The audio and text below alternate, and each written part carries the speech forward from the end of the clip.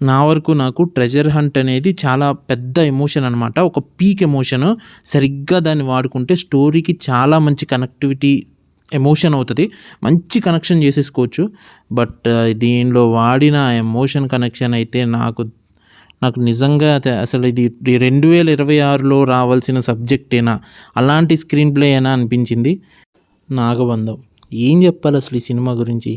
ఎందుకు తీశారు, ఎందుకు వెళ్తుంది సినిమా, అసలు ఏ పాయింట్లో స్టార్ట్ అయింది, ఏ పాయింట్లో ఎండ్ అయింది, అసలు ఒక పాయింట్కి ఒక సీన్కి ఏవైనా అర్థం ఉందా? ఒక పాయింట్ని కొన్ని ఎపిసోడ్స్ని అనుకొని అలా ల్యాగ్ చేసుకుంటూ వెళ్ళిపోయారు. ఒక్కొక్క సీను ఒక్కొక్క ఎపిసోడు అబ్బా అబ్బా అబ్బా అబ్బా ఎంతసేపు లాగారు అసలు. ఆ సీరియల్ యాక్టింగ్స్ ఏంటి, సీరియల్ డైలాగ్స్ ఏంటి, ఏదో జనాలు పక్క నుండి మాట్లాడుకుంటున్నారు. ఒక్క సీన్కైనా అసలు ఆ బీజిఎం పర్ఫెక్ట్గా సింక్ అయిందా?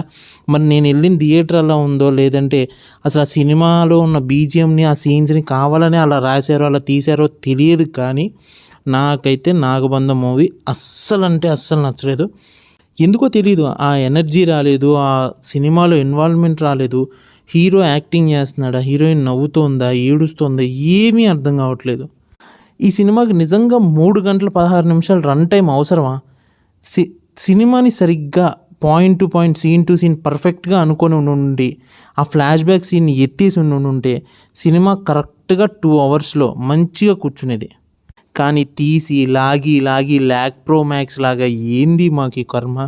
నాగబంధం లాంటి సినిమా మీద హైలీ యాంటిసిపేటెడ్, హైలీ ఎక్స్పెక్టేషన్ ఉన్న మూవీ నాకు కొంతవరకు ఎక్స్పెక్టేషన్స్ ఉన్నాయి. ఎందుకంటే సినిమాని ఒక ప్రొడక్షన్ హౌస్ వాళ్ళు డైరెక్షన్ చేస్తూ ఏదో కొత్త అటెంప్ట్గా ట్రై చేస్తున్నారు. గ్రాండ్ స్కేల్లో ఉంది, చూస్తున్న విషయాలన్నీ చాలా గ్రాండ్గా కనిపిస్తున్నాయి. సో స్టోరీ అండ్ ఎమోషన్ కూడా అంత గ్రాండ్గా కనెక్ట్ అవుతుందని అనుకున్నాను.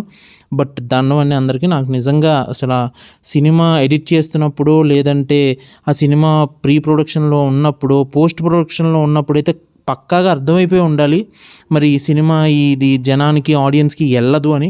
అయినా కూడా థియేటర్స్లోకి ఎందుకు రిలీజ్ చేశారో తెలియట్లేదు. బట్ నాకు మాత్రం నాగబంధం అసలు నచ్చలేదు. మీకైతే నచ్చుతుందని అనుకుంటున్నాను. That's all for today. Thank you. By.